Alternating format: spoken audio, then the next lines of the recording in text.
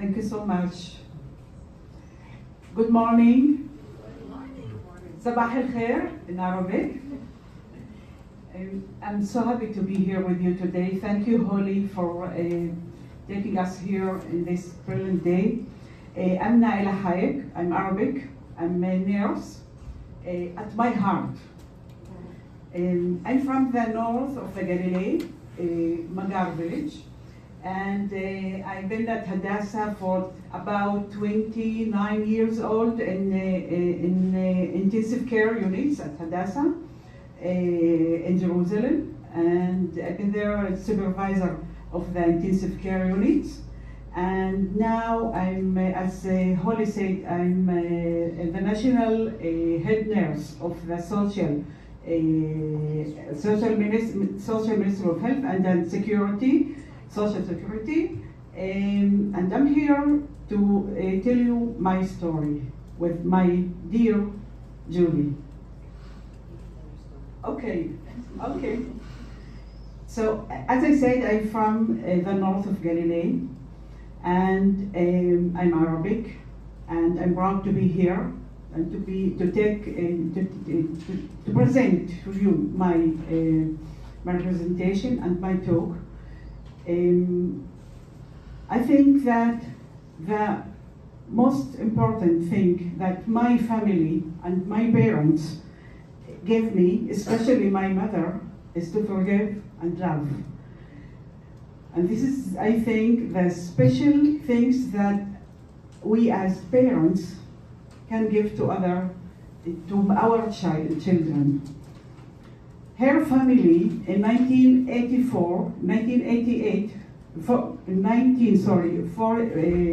48, they took out by the Israeli army from their village, and they couldn't come back to their village, Ikrit village, the north of Israel. And she and her family choose not to be angry, not to be frustrated, just to forgive and love and to continue in their life. I think this is the most important thing that I get from her. She's the one and the only culture in my life. And this is what I will share with you today.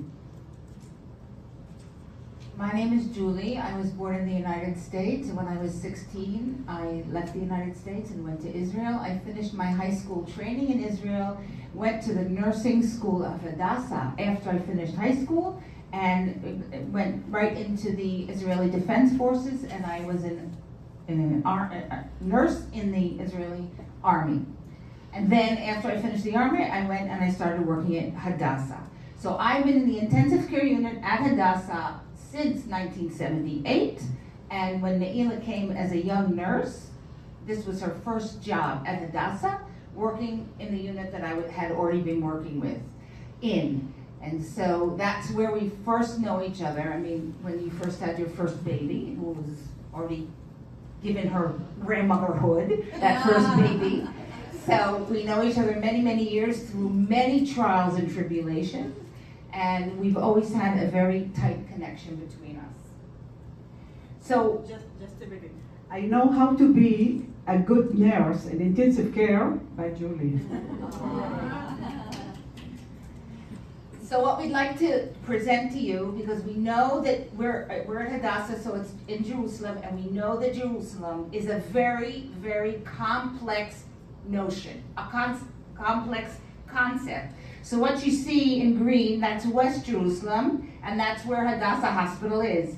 Everything else is East Jerusalem. East Jerusalem compromises a majority of the Arab population as well as Jewish neighborhoods inside East Jerusalem. So East Jerusalem, the Arabs living in East Jerusalem, some of them belong to the Israelis, some of them identify with Palestine and Jordan. So this are the population that is in my city, the city that we work in. So it's a very mixed population, a very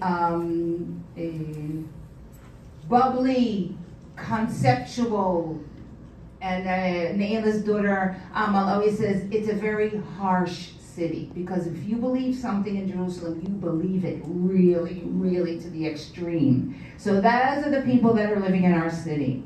And if we look at a larger picture of Jerusalem, we see that Jerusalem is in this corner over here, but this is all the West Bank. And this is the Dead Sea, and this is Jordan. So we see that Jerusalem is surrounded by the West Bank. And we want you to keep that concept in mind as we go through what happens in healthcare. As you know, the situation at our country now, it's not so easy. It's complicated. Our country is burning, is boiling socially and politically and geographically. And we always heard about in the social media and the television about terror attacks in the both sides, in the Palestinian sides and in the Israeli sides. It's so complicated. So many times when we have a terrorist attack, and we've been caring for patients during these terrorist situations from the 1990s, we may receive many victims from a terror attack, and we may receive the terrorist himself, and we have to take care of everyone equally. So you can see what kind of complex situations where I might be working with a Palestinian nurse, she and I in the same shift, working together with the victims and the terrorists themselves. So you can, all the nurses here can imagine what kind of moral injury, did we hear that? Moral injury, and we have to work 8 hours without having any judgment at anything, taking care of pain, moving the patients, doing everything that we do bedside equally for every single patient. And not only is that work difficult as it is, we have families coming in and telling us not to take care of that patient, that if we take care of that terrorist patient, it's affronting to them that they're the victim, that they're failure the victim. So this also we have to cope with. Or a family coming in says, I don't want that nurse taking care of my loved one because she's an Arab nurse. And where I have to be as defending my nurse and helping the family along. So we've had many challenges, and I think through these challenges we have become real strong in conflict resolution and conflict management. So this is where we're coming from. And all the families, when they see what the Arabic nurses can give to their patients, they can choose the Arabic nurses because they know that they are giving the high professional care for their families and for their patients. And as we said before about the burning and the boiling things that we have in our country, we can't control all of these. All of these things that we told you about it's in the big circle, in the concern circle. We worry about it, we do care about it, but this situation influence us in every moment, but we can't control this. That's why Julie and me control and focus on the things that we can do, the small things that we can do and will make difference. Okay, so we see that the current events socially and politically really influence our daily life, and we live in a society of Jews and Arabs with open wounds.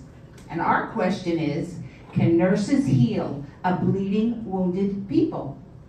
Can we start from person to person and that will heal the people?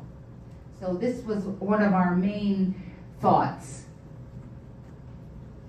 So as we said that we hate the situation. We have a lot of politics in our society, it's in our daily life, it's in the hospital, and everywhere that we can go and feel and breathe. It's some resistance. It's not that easy to take care of these things. And we have a lot of politics even between the nurses from this side and this side, and we can't live like this. That's why we had this a current reality, and we wanted to make the difference and to have our actions.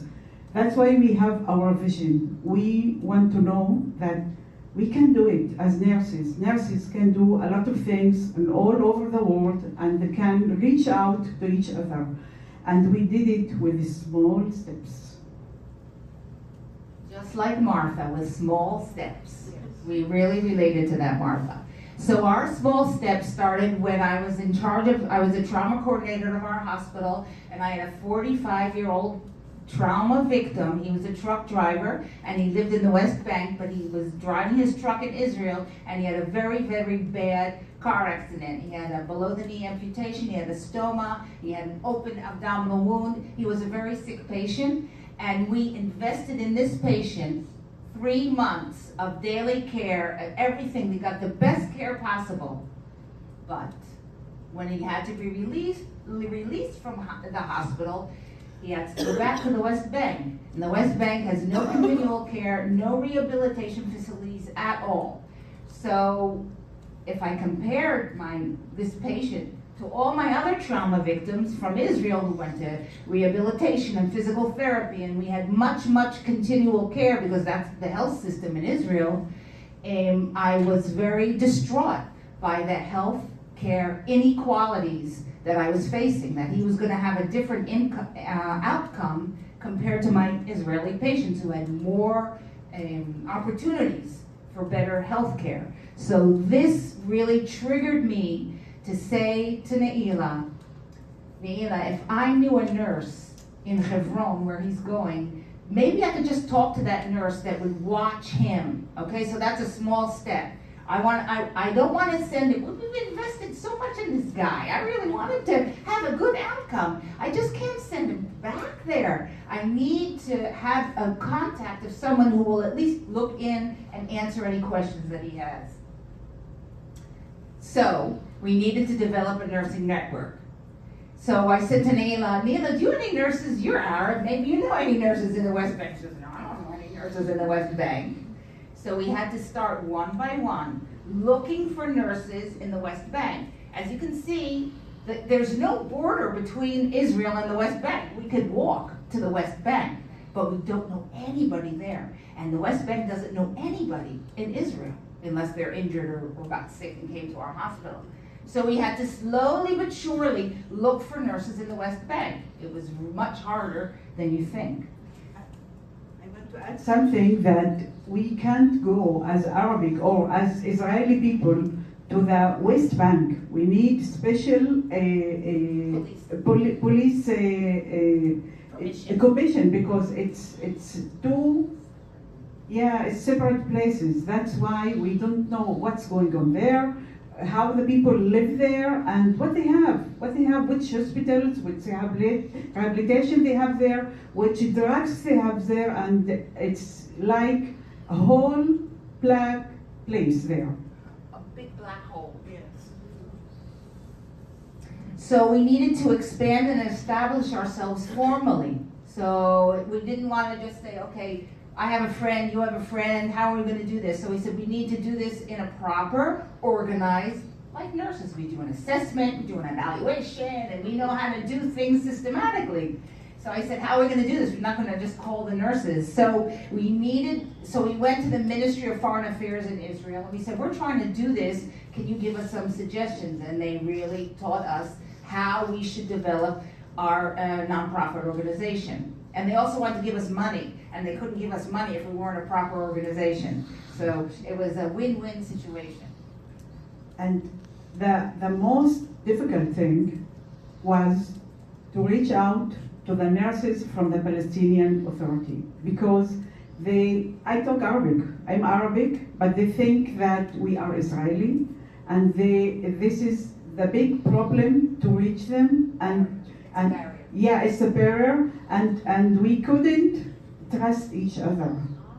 Yeah, and they think that you are Israeli and we are Arabic. Please leave us alone. And we have a lot of problems, barriers in that situation. And I think when I told them listen, I'm Naela, I'm Arabic. They said, you are Jewish Arabic. I think I told them, there is no situation like that. We did have something like that. They said, you are Israeli one, a lot of years. That's why you are not Arabic. That's why you are presenting the Israeli culture. Okay, so it's not just enough to know the language. Also, someone else mentioned culture. Yes, you have to be really indoctrinated in the culture.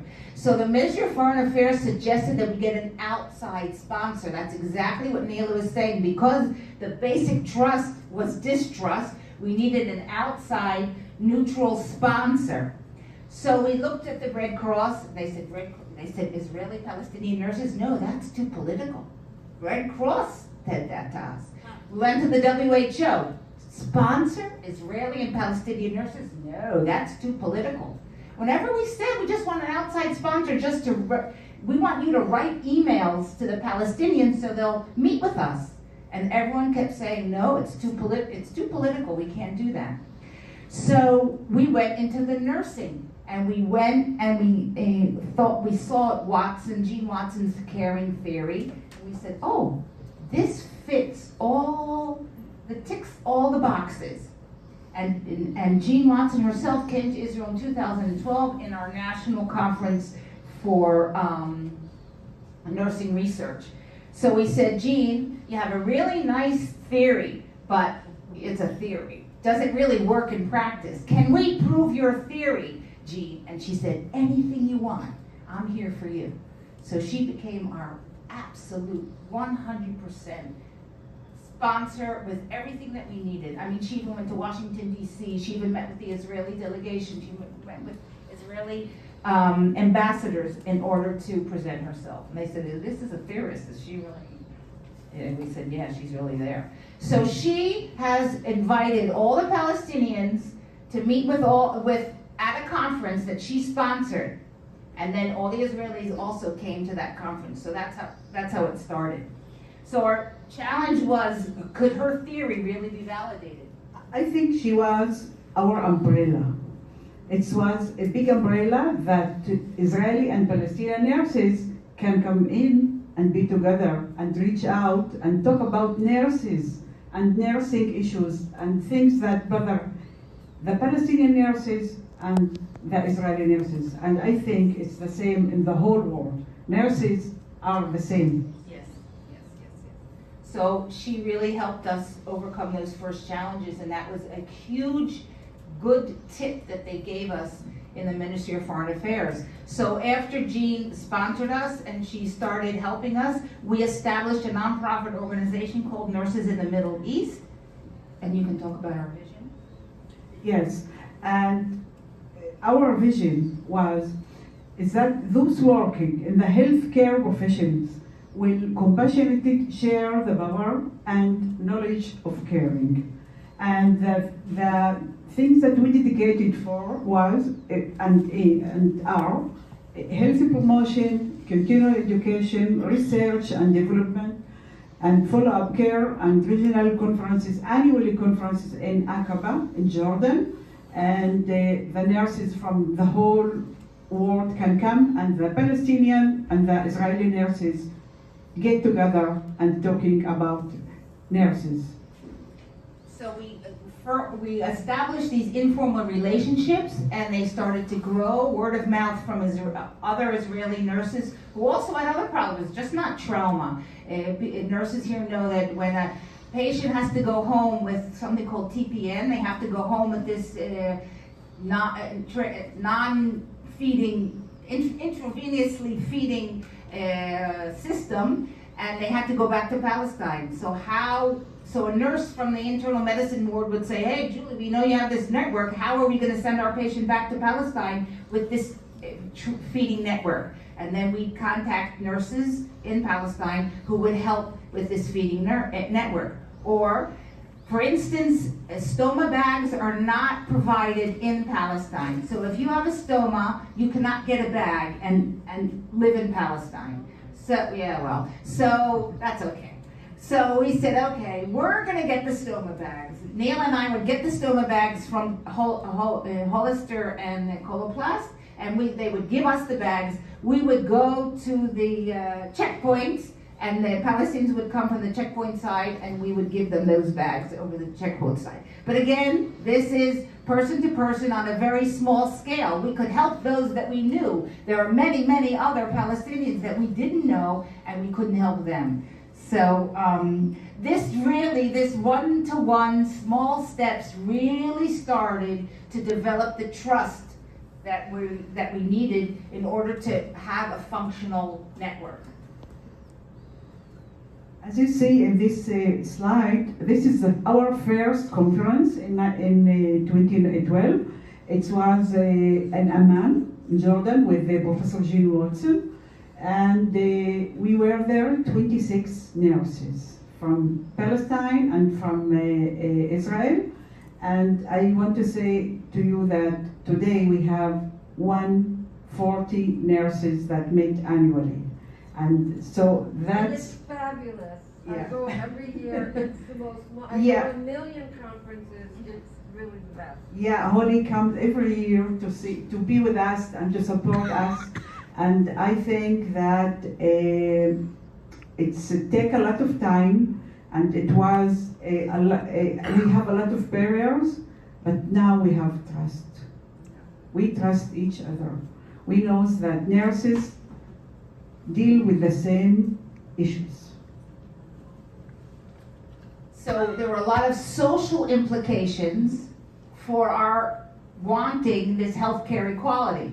So when you say small steps, it just wasn't with healthcare. It was also made a much larger circle of social implications of understanding and being exposed to a different culture. So these are our groups now, and the Palestinian nurses present their research.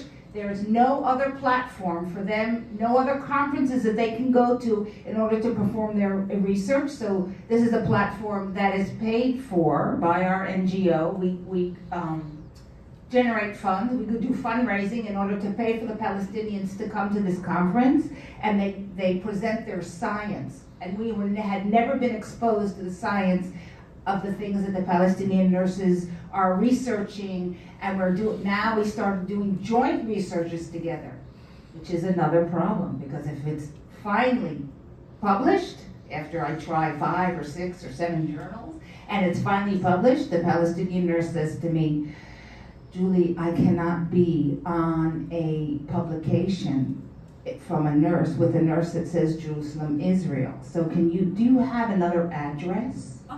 Yeah, so that's okay, because I identify that I'm with the Caring Institute from Colorado, so I can make another address for me so that she can have publication, and she needs her academic tenure, and so we're helping each other, but doing absolute equal work, and we're helping each other. I think the most important thing that we were aware, Julie and I, that we don't want to be Israeli and Palestinian. And was our mission, to make these conferences equal. And this stage is for nurses from both sides, and the presentation is combined by two of us, and the topics of all the conferences we choose together every year.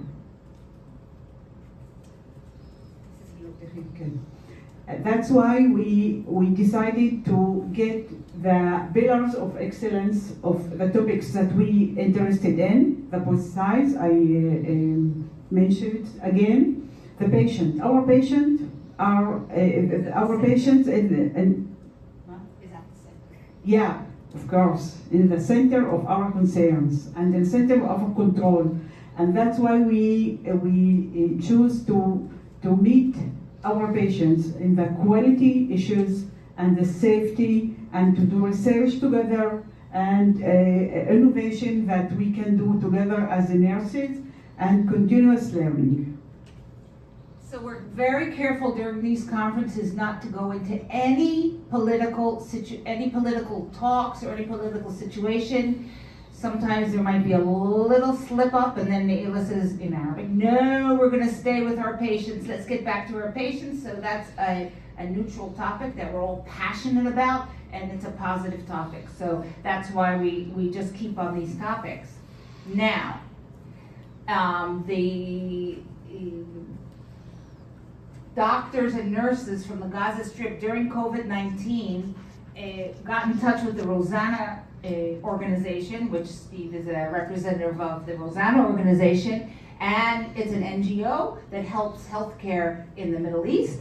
And the Gaza nurses and doctors said, we need help during COVID-19 in training. We were donated all these mechanical ventilators, all these machines, but we don't know what to do with these machines. So then Rosanna contacted Naela. Yeah, in the middle of the second wave at Hadassah, it was terrible in the whole world. I think the COVID-19. I got a cell phone from Ron Frankel. He is the CEO of Rosanna Project, and he said, I need your help. I said, I'm there for you. And what do you need? He said that the Palestinian nurses at Gaza Strip has the machines, but they didn't know how to deal with this. And I talked with Julie few minutes after, and with another doctors from Hadassah, and everybody just heard about this. We can do it. We have who talk about COVID-19 and the advantages about the global connection. Yes, we can do it by Zoom, and we did presentations and training and simulation in Zoom for the nurses and the physicians in Gaza, and for how to take care of the COVID-19 patients. It was very good experience, and to meet, we know that they deal with the same things that we deal with the COVID-19 patients. So that was really our first exposure of working with Rosanna, and all they had to do was say, we need to do this project, and then we just did the project. So we proved ourselves to Rosanna that we just can apply whatever they want. So about a year and a half ago, the head nurse of an East Jerusalem hospital called Augusta Victoria, who we know through our network, called us up and said, I want my nurses at Augusta Victoria Hospital to get better advanced clinical training. And I don't know how to do that.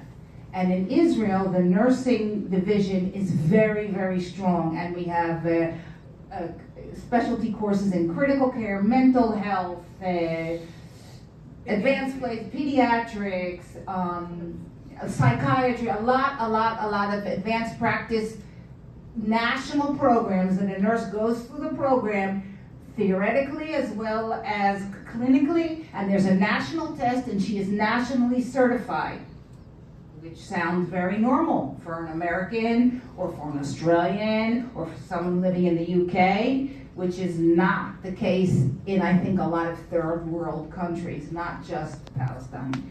So she said, my nurses need help in oncology, dialysis, critical care, and geriatrics.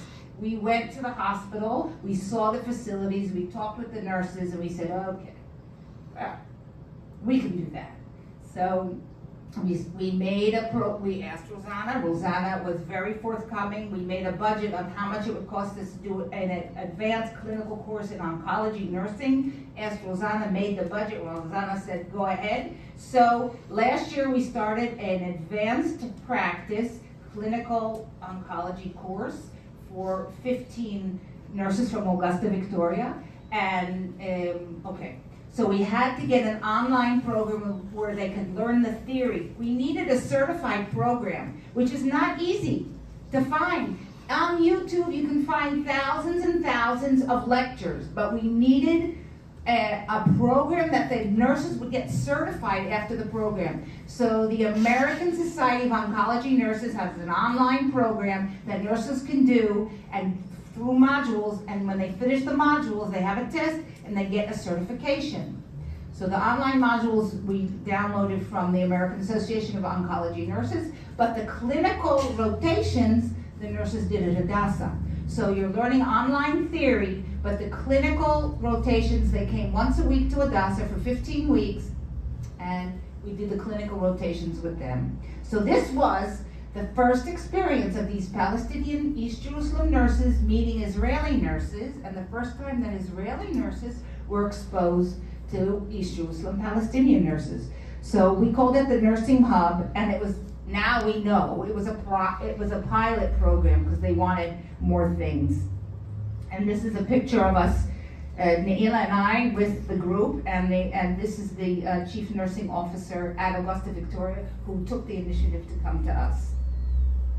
I just want to share with you one point about the complexity of these things. You know, when we want to start this project, Julie and I went to the Minister of Health at Israel and talked with them that we want to start this project. And they said, it's complicated, you can do it. You can do it because you can't give them certificate. And this give us a lot of power and a lot of pride what we can do it in a different way. And that's why we get online courses and think about a different way that they can come to Hadassah, but not, they can't just see the patients, not to touch them because they can't be nurses that take care of the nurses at Hadassah. At the patients. Yeah, at the patients. So we had to come, our own challenges. Ministry of Health is political, so they couldn't do it. So when I listen to Martha and I think, okay, Martha, how do you make your people-to-people a more policy or a regulation that your country says all children should have access to computers? And Naela wants the Israeli government, the Palestinian government to say all nurses in Palestine should have advanced practice education.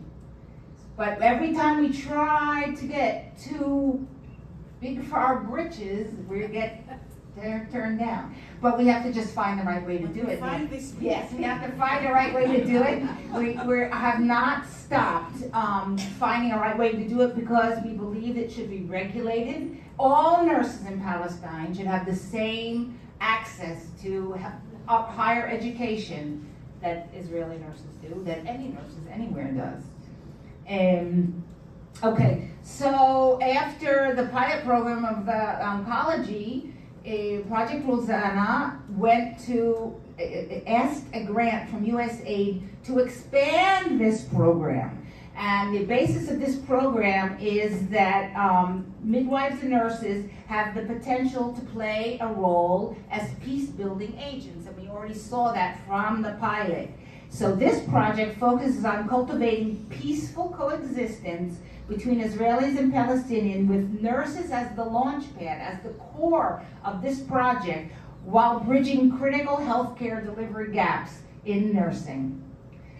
So it also from the UN, the pandemic demonstrated that robust gender equality and women empowerment are inextricably linked to the rights of nurses. So this also is a very powerful statement connecting nurses, women, higher education, and what we can do with that higher education. So our specialist clinical nursing programs is now completely expanded, and we have 4 Palestinian hospitals twinning with 4 Israeli hospitals, giving advanced practice training to whatever those hospitals needed. So we know what Augusta Victoria needed because they came to us from the beginning, and we have made the clinical programs and made all the connections. Each hospital, whether it's from Hebron, Ramallah, Jenin, Nablus, all have hospitals on the Israeli side, and we are parallel doing these projects together.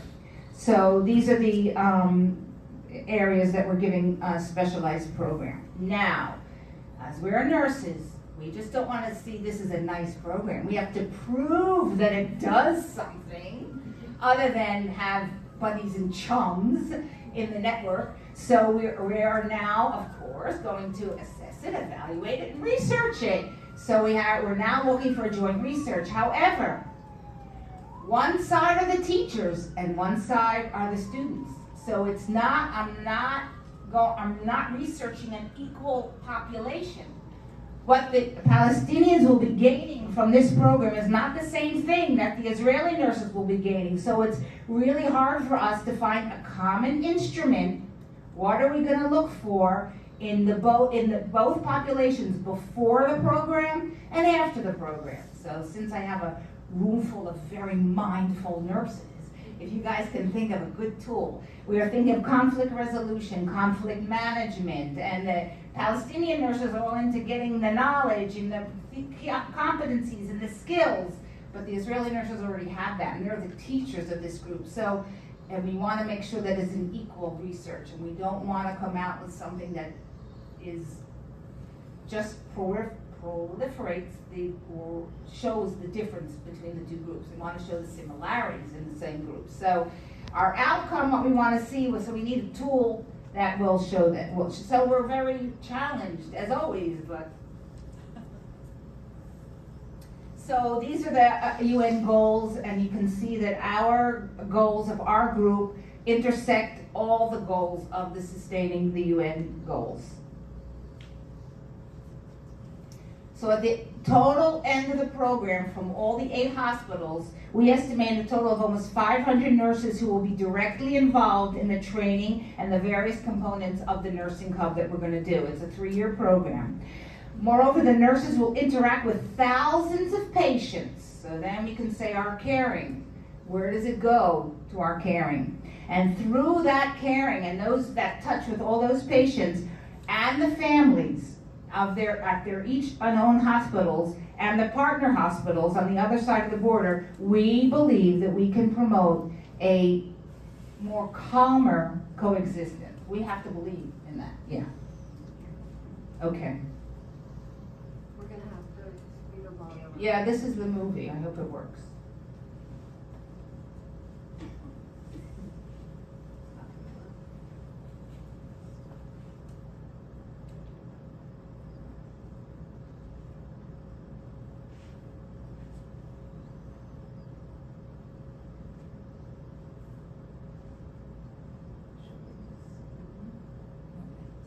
Okay.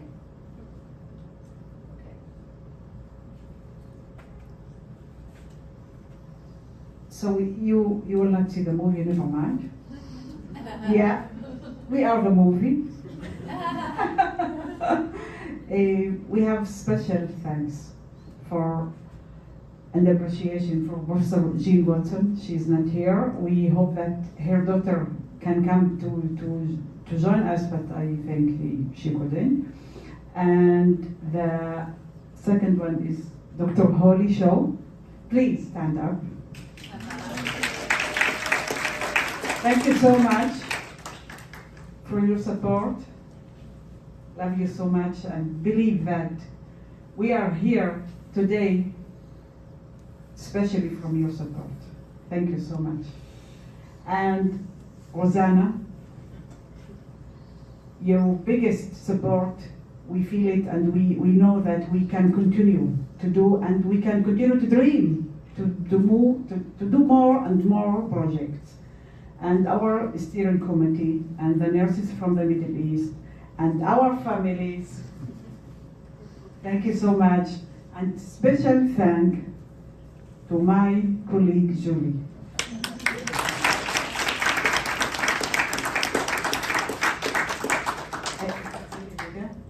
And I think that the special. Can't see how they slide up for. Oh yeah, we will. 5 seconds. Yeah, okay. I think that you see a light in the presentation, and there's a light that will be strong and stronger, and we will have drive all the time to continue our dreaming. This is our context. Thank you very much. Is that Yeah, she, Yes. they Oh. kept it for her, yeah. Okay.